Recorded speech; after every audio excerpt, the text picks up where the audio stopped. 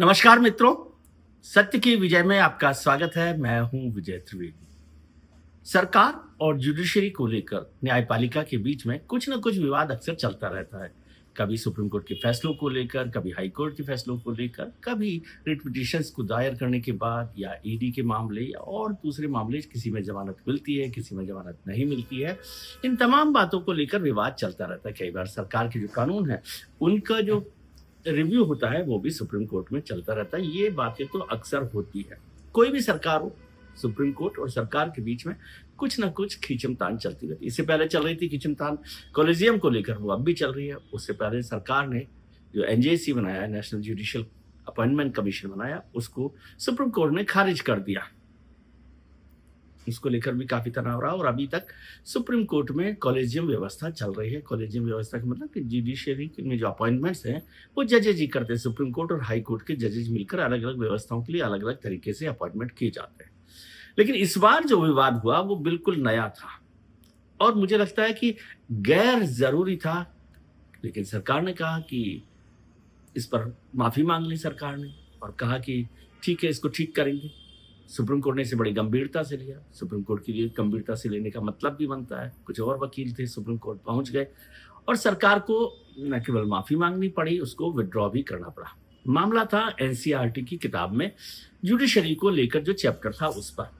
NCERT की 8वीं class की एक किताब में जो है उसमें जुडिशियल और हमारा जो कॉन्स्टिट्यूशनल सिस्टम है उस पर एक किताब है। उसमें एक चैप्टर था जुडिशरी को लेकर।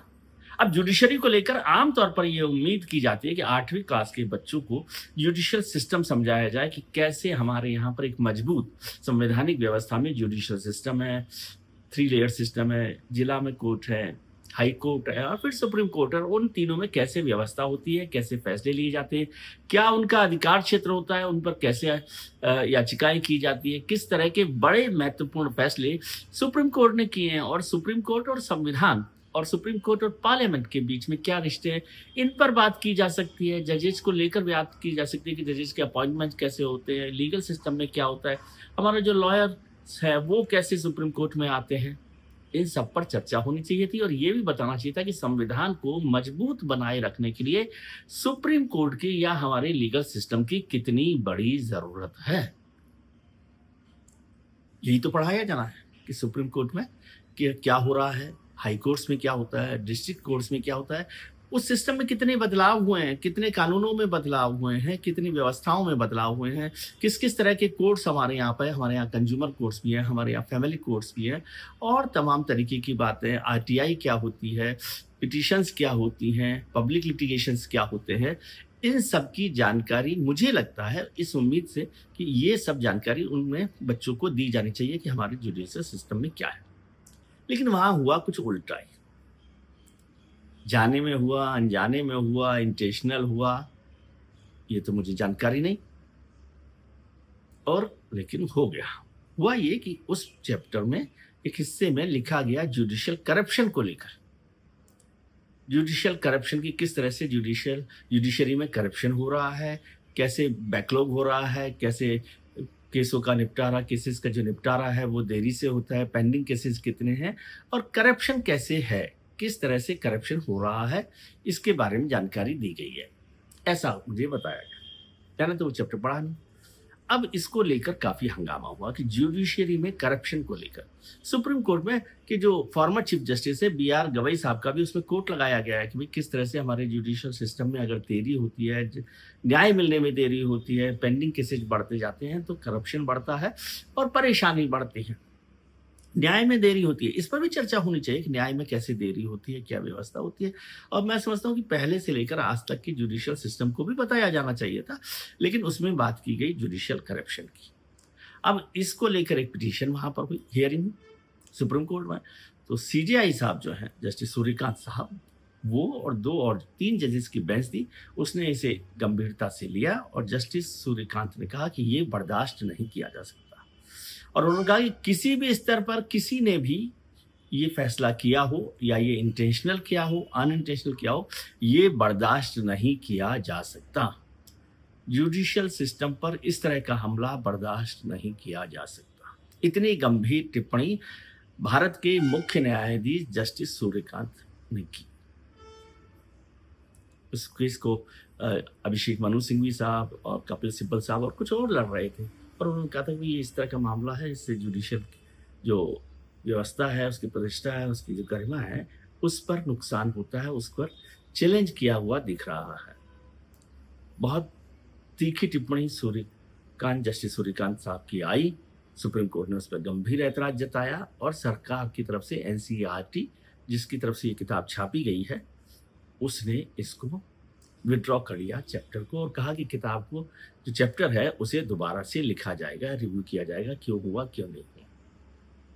अब ये दूसरा मामला है जो जुडिशरी के सामने आया, और दोनों के दोनों मामले शिक्षा मंत्रालय, मानव संसाधन मंत्रालय से जुड़े हुए हैं।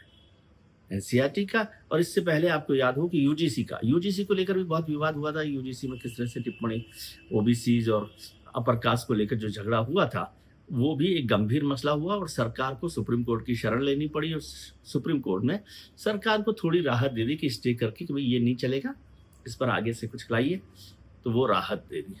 दोनों ही मामले मानव संसाधन मंत्रालय और आजकल जो शिक्षा मंत्रालय हो गया उससे जुड़ा हुआ। दोनों ही मंत्रालयों के मंत्री हैं धर्मेंद्र प्रधान साहब। अब ये तो कहा जा सकता है कि यूजीसी भी इंडिपेंडेंट संस्था है, एनसीईआरटी भी इंडिपेंडेंट संस्था है, और उनमें इस तरह के फैसले किए गए, मंत्री जी को जानकारी, तब भी ये गंभीर मसला हो सकता है। मैं ये मान सकता हूँ, बेनिफिट ऑफ डाउट दिया जाना चाहिए मंत्री जी को कि इस तरह की जानकारी उनको नहीं हो, लेकिन इतने गंभीर मसलों पर क्या सरकार की तरफ से कोई गाइडलाइंस नहीं है? यूजीसी का जो मसला था, मैं नहीं समझता कि उसकी जानकारी, ये ओवरसाइट का मामला है, लेकिन फिर भी मैं मान लेता हूँ कि ओवरसाइट का मामला है, तो इसका मतलब क्या सरकार की या सरकार के मंत्री की अपने मंत्रालय पर, अपने डिपार्टमेंट पर, अपने जो नीति है, रीति नीति है, उस पर नियंत्रण नहीं है।